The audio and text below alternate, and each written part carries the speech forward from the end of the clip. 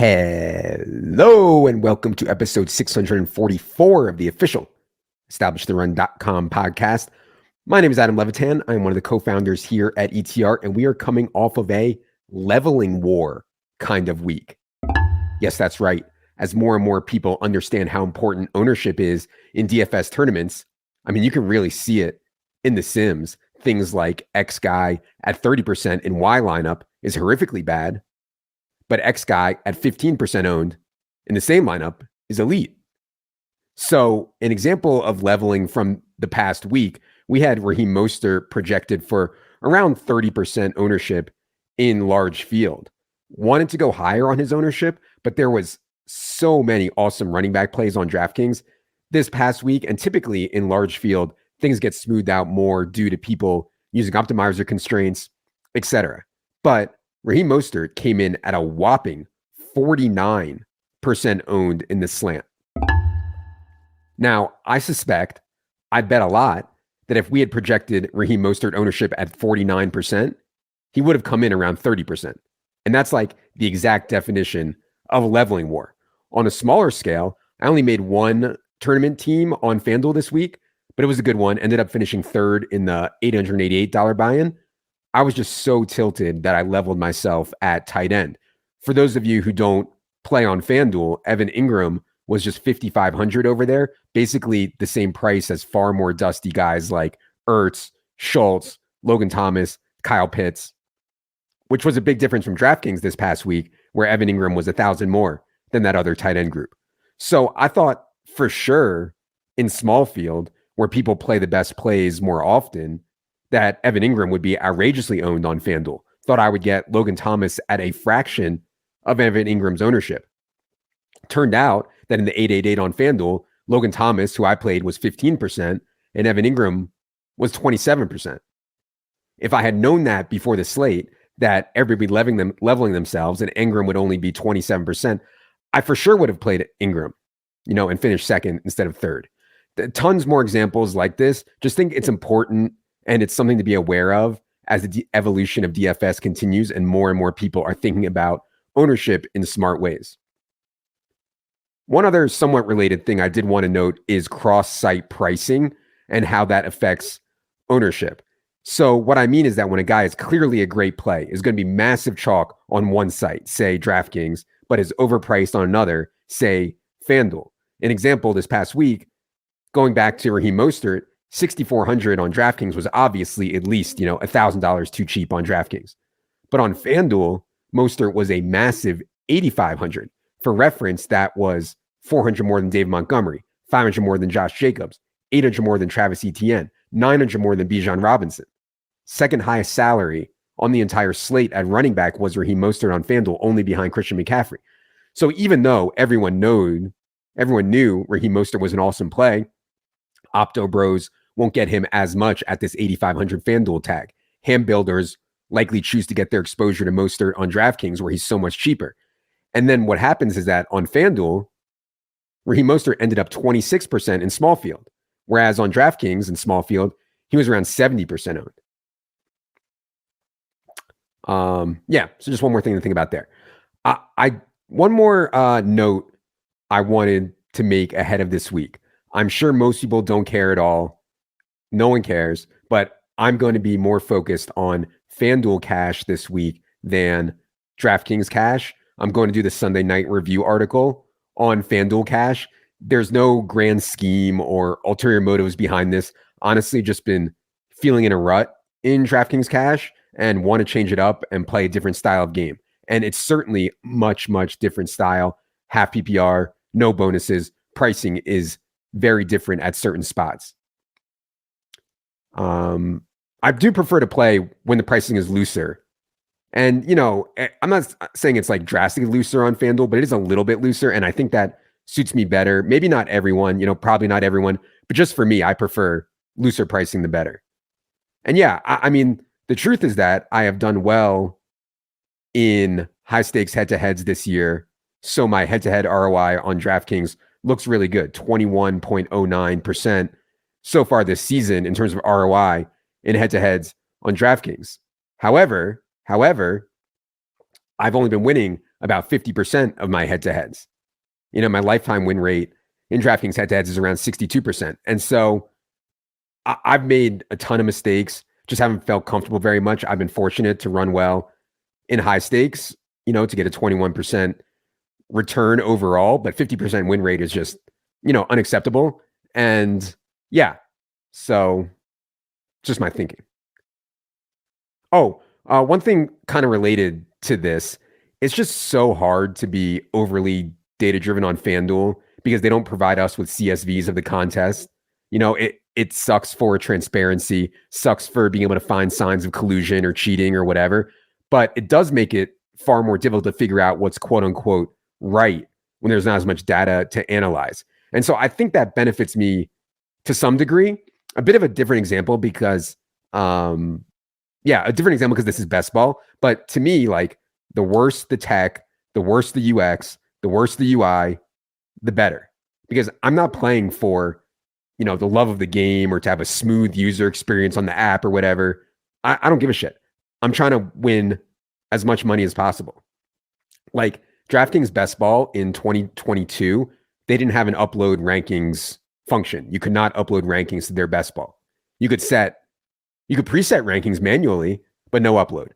And so DraftKings Best Ball in 2022 was some of the best action I've gotten in years. A ton of sharp people just didn't play on DraftKings because there was no rankings upload option.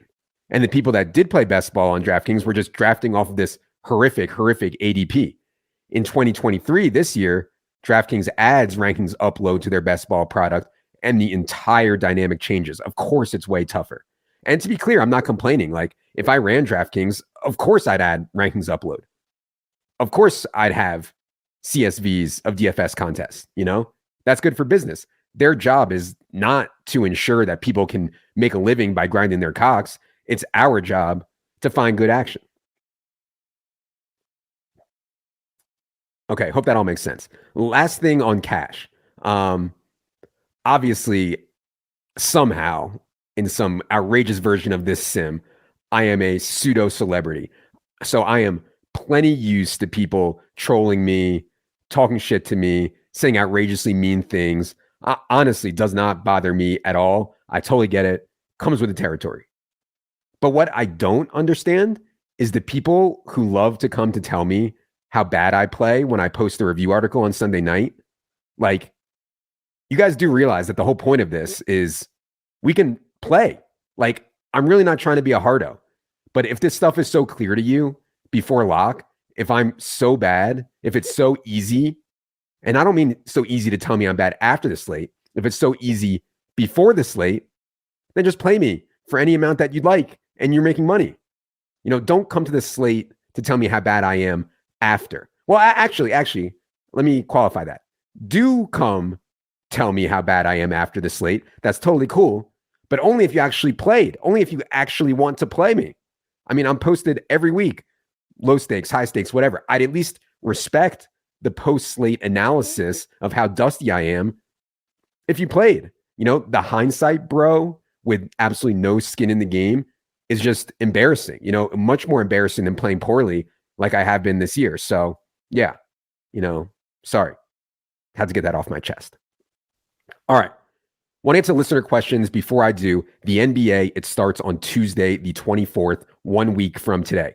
I'm obviously biased, but I legit think it is nearly impossible to play NBA DFS without the product that Dink, Gallagher, Dank, Claff, Mark, Gary, the entire NBA team puts out, because it's so hard to do projections for NBA well. It takes an entire team working around the clock to be ready for each slate. So if you're playing NBA DFS, check out that product on the subscribe page. If you have a season-long or best ball hoops draft kit is up. And if you plan to bet NBA props this year, please check that out, but read the FAQ first. All right, enough is enough. Let's get to everyone's favorite portion of the program, the listener questions. Producer Luke, hit the theme music.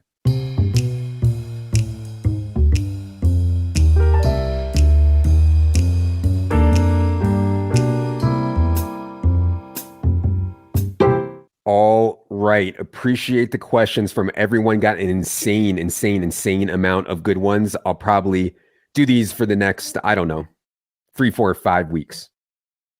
Going to do 6 questions today. Question 1 from Justin West. He says, father to father, what is the nuts for squeezing in a romantic encounter? Late night or early morning? I get some version of this question a ton. Effectively, the question is always some version of, what's the strategy for getting on the hashtag team sex when you're married, have kids, etc.? Of course, the R&D team here at Gender Labs has studied this question extensively. Much of the Series A money that we raised was dedicated to solving this problem. And as painful as it is for me to accept defeat after so much money and so many man hours from incredibly smart scientists were put into this, we are no closer to a solution for this problem. It's sad, really. As for Justin's specific question on timing, should be pretty easy to figure out, right? You need to adjust your strategy for your opponents. You can't be putting the same lineup in a field of 100 good players in the same tournament of 100K mouth breathers, who build their lineups on their phone while taking a dump. In this case, our opponents, Justin, are the kids. In this contest, you should be able to accurately project both ownership and field lineups. You should know exactly what time the kids are likeliest to wake up in the morning. What's the range of time they wake up? How likely are they on a percentage scale to wake up between the hours of, say, 9 p.m. and 11 p.m.? Honestly, this is a much easier puzzle than DFS. And we only need, 1 to 4 minutes anyway. This really isn't a hard one, Justin. So good luck out there. Question 2 from the Disney Click says, could you talk about the importance of mental health and therapy in your life? I believe you have spoken about it before, and I think it's an important topic to share with your listeners if you are willing. Yeah, I know some people get embarrassed about therapy or getting coaching or anything like that in life. And I don't know. I just couldn't disagree with that more.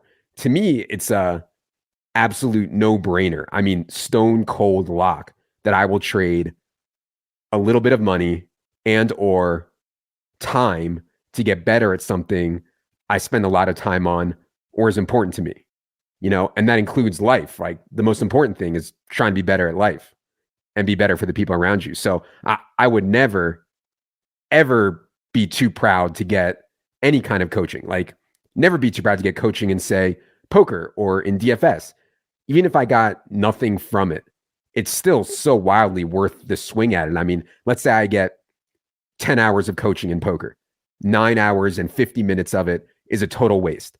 But there's some 10-minute thing that changes for the better how I think about a spot. I mean, that's worth a ton of money, a ton of time. So as for mental health / therapy, I can't say that I've done it a lot. Certain periods in my life, like everyone, I was struggling more than other times in my life, and I felt like I could benefit from it.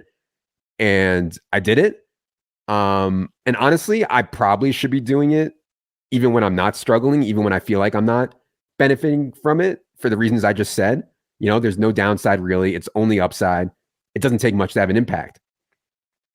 I'd also say that being in a good place mentally, obviously that's better for all parts of your life, but it's really hard to be good at something as competitive as high stakes DFS if your mind isn't in the right place. Like, ton of the best DFS and poker guys have mental coaches.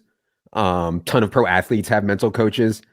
I don't think that's necessary unless you're playing for like a living at nosebleeds. But again, there's just no reason to be too proud to get help, no matter who you are. So yeah. Question 3 from Walshness66. He says, ETR NBA player props were incredible last year, but it's only something that works with a limited number of subscribers. If it gets too big, the market can't handle it. What are your thoughts for next year on this? Yeah, so Dink and the guys went 704.55 for plus 187 units, 13.9% ROI last year. That was amazingly identical to the 2021-22 season when they went 751 and 495 for a 14.0% ROI. The issue, of course, as Walshness points out, is liquidity in the props market. There's plenty of people out there who have said, oh, you guys should make this outrageously expensive, have only a few people subscribing. And that's certainly an option. I would say for now, I will just say that we are very meticulous and conscientious of the value of the prop sub. Like, we roughly know what our expectation is from EV perspective. We roughly know how many bets that meet our thresholds we can find per slate. We roughly know how much is realistic for people to get down, and we try to be real conservative on that. And we use all that to be certain that people will get value from the subscription. And so if we need to change the price to accommodate those kind of parameters, then we will. Also, I'd be remiss if I didn't implore, beg everyone, plead everyone to read the props FAQ page before signing up for anything related to props. Props are not an easy thing to execute. It is absolute war out there. It's really only for the sickest of grinders, mainly because books know we're winning and we're moving the lines extremely fast after release, and people ask me all the time, like, how can I tell, Adam, how can I tell who's a scammer and who isn't? I mean, if what you release if whoever you're following releases something and it doesn't move the line, there's a pretty good chance that it's not good, not always, but pretty good chance. Question 4 from Brian says, is gambling on the team you are a fan of an advantage or disadvantage? The advantage is hours of watching. Disadvantages includes being optimistic, overly optimistic, or pessimistic. Yeah, Brian, I used to think this was a disadvantage, right? People are so biased towards the team they're a fan of in both ways, like some people are overly, you can't say anything bad or be critical about their team. But some people the other way, like Bears fans, I feel like are so beaten down. They're so biased in a negative way towards their team.